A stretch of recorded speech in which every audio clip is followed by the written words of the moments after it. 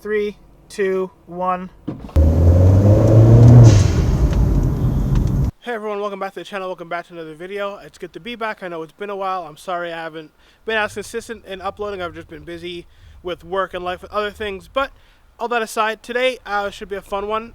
My friend Ryan, who you guys might remember from the Tesla video a few videos back, well, he messaged me the other day to say that he has a Model S P100D as a loaner car right now. Do I want to come and check it out? And of course, I said yes. Obviously, as I said before, EVs are starting to become a big thing, and I've never actually driven or even been ridden in a Model S before. So obviously, I was going to take the opportunity, and it would be a good way to compare it from the Model 3, his Model 3, which I've driven a couple times in the past before. So that's where we're going to head over and do today. But before we go, I have a couple new things on the car that I haven't showed you guys yet. So first off the bat, I put a little mini wing back on the car. Does it really serve any purpose? No. Is it kind of hilarious? Is it kind of awesome? Yes. I like it. It cost me all of $5 off of Amazon. So the mini wing's back on. And then the other kind of bigger thing that I did is I changed the side mirrors here.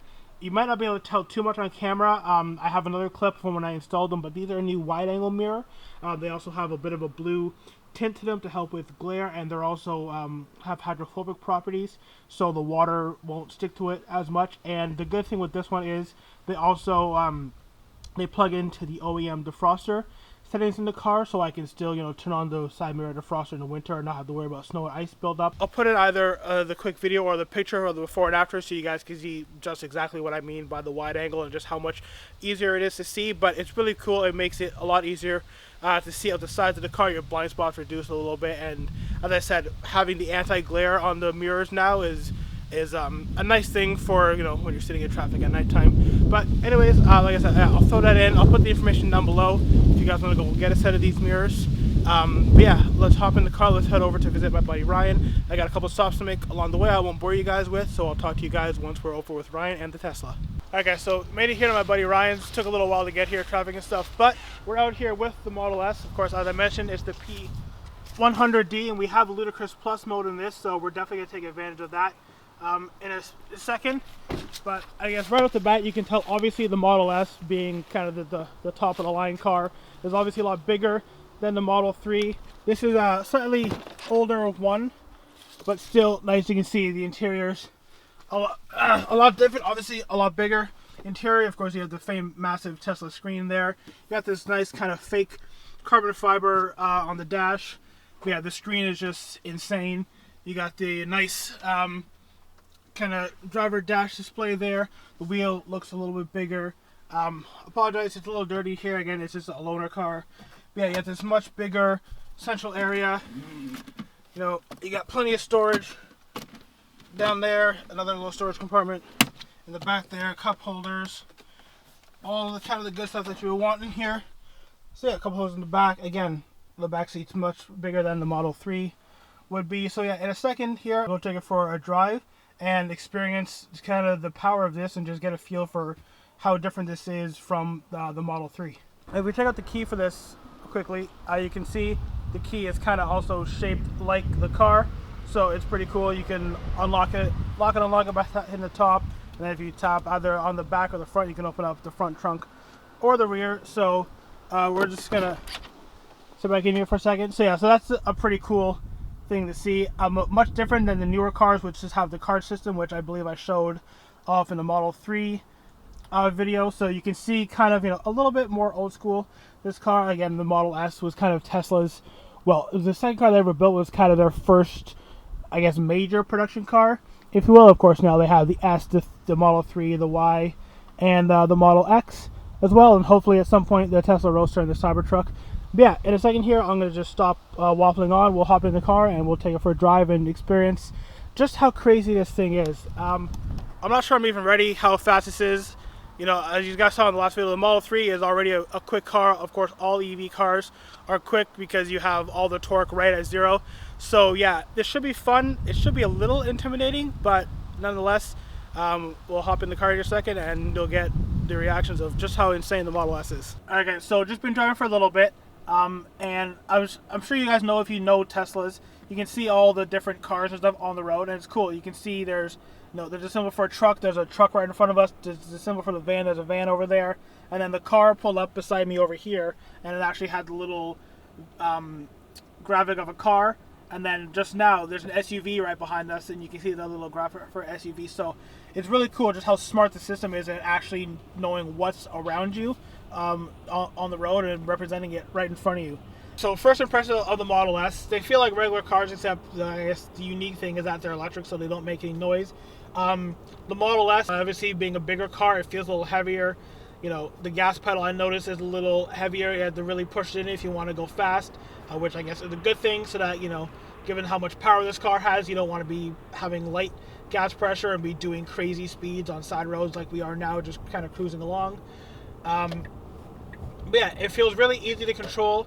This car does have the upgraded brakes from Tesla, so you can definitely tell you hit the brakes that you have a lot of stopping power, which again is good in a car with this much power. You want to be able to stop your car as quickly as you can accelerate. But yeah, it's a nice place to be. It feels a bit more like a car on the front here. You have more traditional vents and everything on here. Obviously, this kind of big iPad of a screen kind of sticks out in here. That's not really on other normal cars. But yeah, you have the actual vents in here, whereas the Model 3 just kind of has that one big long strip. But yeah, it's kind of cool to, having now driven the Model 3, to jump in and out of these different cars. Once traffic clears up in a little bit, I'll hit it so you guys won't really be able to tell on the camera, but I can tell you that this thing picks up a lot quicker than the Model 3 does, of course. But yeah, it's just, I don't know, it's just a nice place to be. Although there is a small part of me that kind of does want some more noise coming out of it. But like I said, if you just bought one of these cars to be like your daily driver, run around town kind of car, I can definitely see why buying an electric vehicle like this is definitely the way to go. So I guess a little bit of consumer advice. We were just chatting here. Eric, do you want to just repeat what you were saying? Yeah, I'd say the Model S is definitely a bigger, more comfortable car for the driver and the front passenger, but in the back it's kind of a similar experience to Model 3. You're not getting tons of legroom back here like it's a minivan or something. It's still a car. Yeah, so that would be, I guess, something to keep in mind if anyone out there is looking to know for which car to buy. Obviously, if you have little kids that you're driving around, you're probably fine with this. But I think it's a good thing to know that a bunch of if you're a fully grown adult, that if you're thinking, oh, I'll get the Model S because it's gonna be bigger than the Model 3, that really, yeah, obviously in the front here I can feel like there's a lot more room than the 3, but yeah, in terms of rear space, that is something to consider. So it looks like we have a bit of a clear road in front of us, so I'm just going to straighten out, and then I don't know, Ryan, if you want to point the camera forward. I don't know how much of a sense it'll get, but so I'm cruising at 54 kilometers an hour right now. I'm just going to do a light pull. Shit. And yeah, we just went, that was just a light pull. We just went from 54 kilometers an hour up to almost 80 in what felt like no time at all. So yeah, the pull is definitely a lot more than the Model 3. It's really fun. I mean, granted too, we are also in Ludicrous Plus mode, so I think maybe we can how do we change the, so I think let's just take a second here and put it back into chill mode, so you can see different modes: chill, sport, Ludicrous, Ludicrous Plus. Obviously we're just in Ludicrous Plus, so that's going to give you obviously the most power. So I'm just going to put it in chill mode for now and just get a sense of how different that is. And then, I don't know, Ryan, you can probably tell better. How much horsepower does this car have? This car has 600 horsepower. Yeah, so 600. So I would assume in Ludicrous Plus you're getting all 600, and then if you put it in chill mode, you're probably not getting the full 600, which if you're just cruising around town, nobody actually needs 600 horsepower, just, kind of cruise around town. But I guess in a second here, we'll let hopefully some traffic clear up. And we'll do another small pull just to see how the power delivery is like. But yeah, if you're definitely looking for something fun just to cruise around in, and you want to embarrass a lot of people on the street, definitely, I don't any Tesla, but especially this with Ludicrous Plus. And that was just a small pull there in Ludicrous Plus. I might do a bigger one later, but it's almost scary to think that this car has 600 horsepower and that was really quick. I don't think I want to know how much more insane that the Model S Plaid is with the 1,000 horsepower. That, I'm sure, just must feel like pure insanity. Okay, so again, we found a little side street, and I want to do a proper launch from zero. So 0 kilometers an hour. I don't know how fast, how hard I'm gonna launch it. I don't think I'll hit 100 as we are on a residential street. But I'm gonna film myself so you can get. Well, I guess everyone's kind of general reactions of this. So 0 kilometers an hour, dead launch from a Tesla. So 3, 2, 1.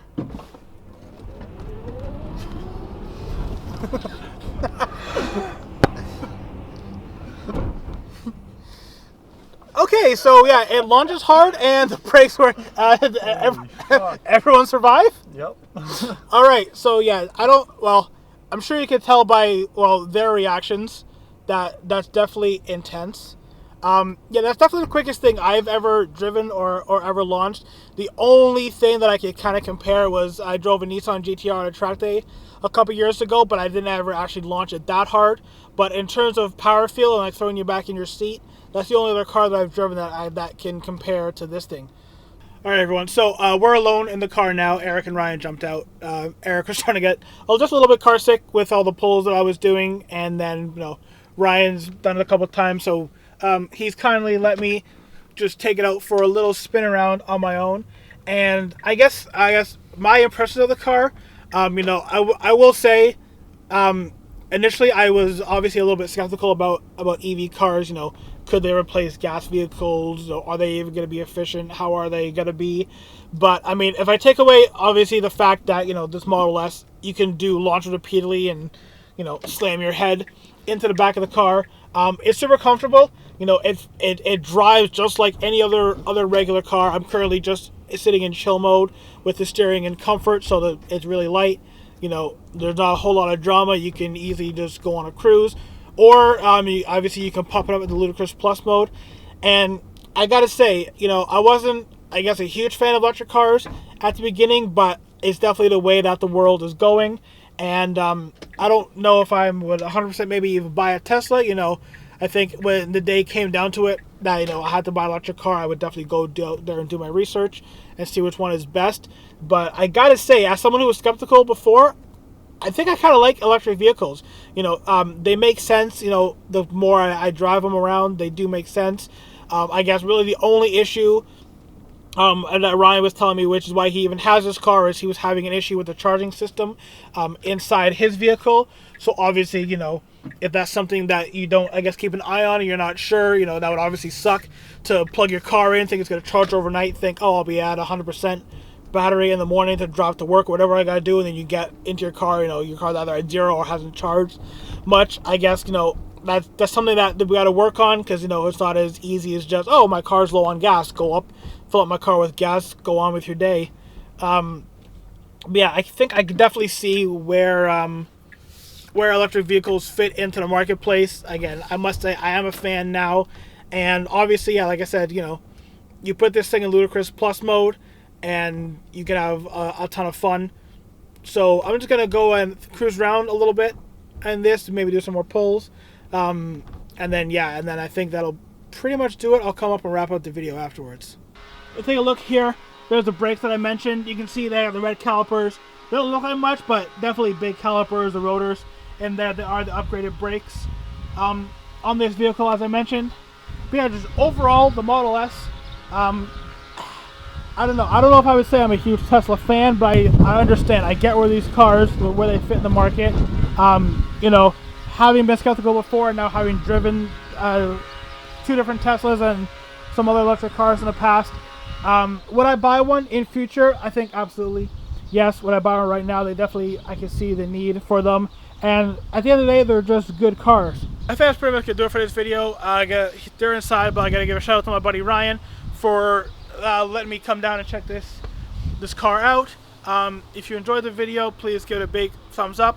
Let me know down in the comments what you guys think of electric cars. Do you want to buy an electric car? Would you buy a Tesla? Would you rather buy something else? So yeah, let me know that down in the comments. But that's gonna do it for this video.